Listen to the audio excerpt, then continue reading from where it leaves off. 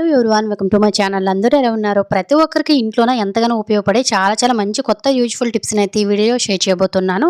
ఈ టిప్స్తో ఖచ్చితంగా మన ఇంట్లోని పనులను చాలా సులువుగా చేసుకొని టైంతో పాటు మనీని కూడా సేవ్ చేసుకోవచ్చు. ఇంకా ఫస్ట్ టిప్ని అయితే తెలుసుకుందాం. చిన్నపిల్లలు ఉండే ప్రతి ఒక్క పేరెంట్స్ కూడా ఈ ప్రాబ్లం ఫేస్ చేస్తూనే ఉంటారు కదండి. మన ఇంట్లో పిల్లలు ఉంటే ఎక్కడ పెడితే అక్కడ పెన్స్తోని, స్కెచ్ పెన్నులతోటి, పెన్సిల్తో ఇలా గీసేస్తూ ఉంటారు కదండి. సో ఈ మరకలు అనేవి కొంచెం క్లీన్ చేయడం చాలా కష్టమే. ఓన్ హౌస్ అయితే పర్వాలేదు, కానీ అలా మనం రెంటెడ్ హౌస్లో ఉండేటప్పుడు అలా గీస్తే అస్సలు ఇంటి ఓనర్స్ అయితే ఒప్పుకోరు కదా. సో ఇటువంటివి ఎక్కువగా మనం రుద్దే పనే లేకుండా ఈజీగా ఎలా చిటికలో క్లీన్ చేసుకోవాలనేది అయితే తెలుసుకుందాం. ఆల్రెడీ నేనైతే మీకు గోడ మీద పెన్ మార్క అండ్ అలాగే పెన్సిల్ మార్క్ చేసి చూపించాను, చూసారు కదండి. సో ఎప్పుడైనా కూడాను ఇలా మనకి పెన్ మార్క్స్ క్లీన్ చేసుకోవాలనుకునేటప్పుడు సింపుల్గా ఒక బౌల్ తీసుకుని ఇందులో ఒక పావు టీ స్పూన్ బేకింగ్ పౌడర్ని వేసుకుని ఇందులో కొంచెం నిమ్మరసం వేసేసుకొని ఇలా మిశ్రమాన్ని తయారు చేసేసుకొని ఎక్కడెక్కడైతే మీకు పిల్లలు ఇలా pen marks, sketch pen marks అనేవి చేసేసారో దాని మీద కొంచెం ఇలా జస్ట్ క్లీన్ చేశారంటే చాలా ఈజీగా క్లీన్ అయిపోతాయండి. ఒక్కొక్కసారి గోడల మీద పడిన పెన్ మార్కులు అనేవి చాలా కష్టం, కానీ వీడియోలో మీరైతే చూస్తున్నారు కదండి. సో చాలా ఈజీగా క్లీన్ అయిపోతుంది. ఏదైనా ఓల్డ్ బ్రష్ ఉంటే కొంచెం స్మూత్గా ఉన్నది తీసేసుకోండి బ్రష్ అనేది. సో మనకి చాలా నీట్గా అయితే ఈజీగా వదిలేస్తుందండి. దీనికోసం మనము పీచులు పెట్టి రుద్ది క్లీన్ చేసే పని అనేది ఏమీ లేకుండా చాలా ఈజీగా క్లీన్ చేసేయచ్చు. సో ఫైనల్గా నేనైతే క్లీన్ చేసేసి ఒక డిష్యూతో క్లీన్ చేసి మీకు చూపిస్తున్నాను చూడండి. అసలు మనం పెన్ మార్క్ అనేది ఎక్కడ పెట్టామో కూడాను తెలియదనమాట. ఈజీగా ఇలా మన గోడల మీద పిల్లలు పాడు చేసేసిన పెన్ ఇంక మరకలు కానీ, స్కెచ్ పెన్నులు, ఇవన్నీ మరకలు పోవాలంటే చాలా ఈజీగా క్లీన్ చేసేయండి. సో మనం జస్ట్ ఇలా అక్కడ క్లీన్ చేసాం కాబట్టి మరక అనేది ఉంది. తర్వాత నీట్గా ఒక తడి క్లాత్తో తుడిచేసారంటే ఆ మరక కూడా ఏమీ ఉండదండి. ఇంట్లో చిన్నపిల్లలు ఉండే వరకు ఖచ్చితంగా ఈ వీడియోని అయితే షేర్ చేయండి. ఇంకా సెకండ్ టిప్ అనేది తెలుసుకుందాం.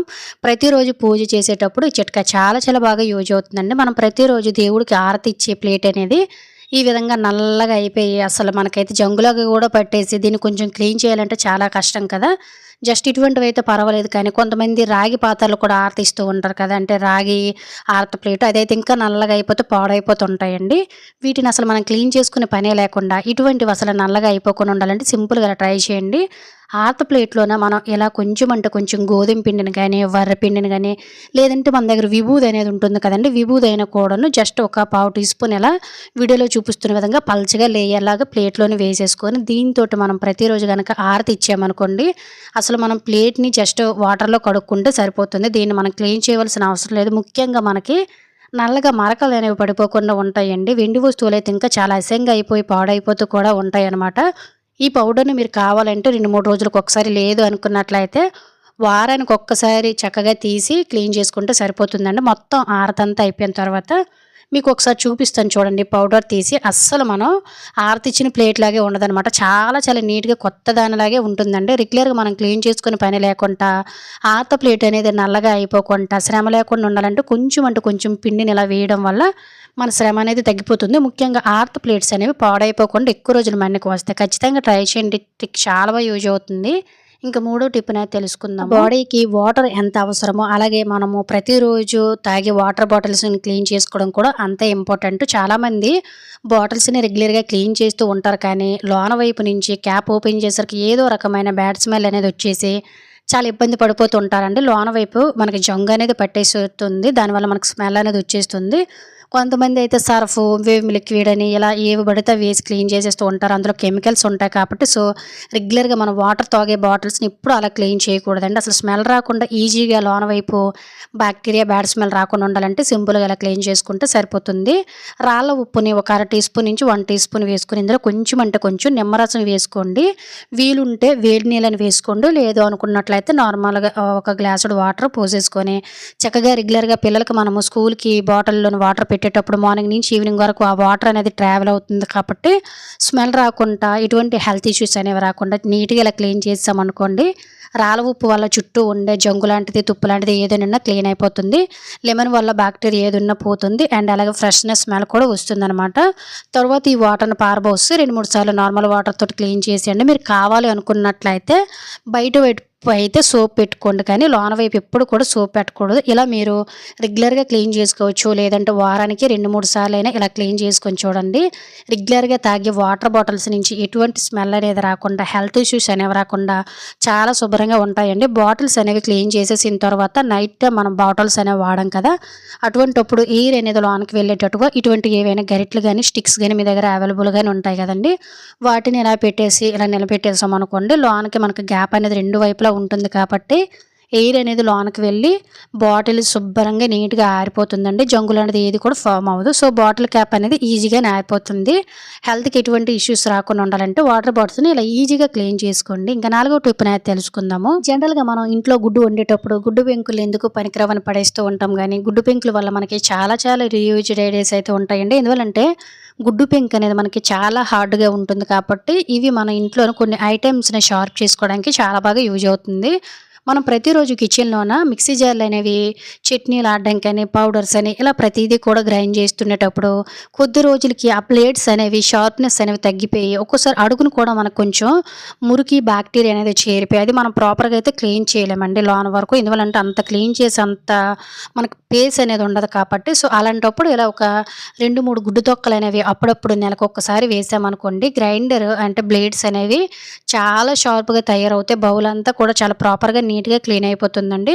మళ్ళీ ఈ పౌడర్ తోటి చక్కగా ఒకసారి బౌల్ క్లీన్ చేసేసుకొని నీట్‌గా వాడుకొని చూడండి. మిక్సీ జార్స్ అనేవి పట్టేయడం, షార్ప్‌నెస్ తగ్గిపోవడం, లేదంటే పూర్తిగా అసలు మనకి త్వరగా మిక్స్ అవ్వకపోవడం లాంటి ప్రాబ్లమ్స్ అన్నీ క్లియర్ అయిపోతాయి.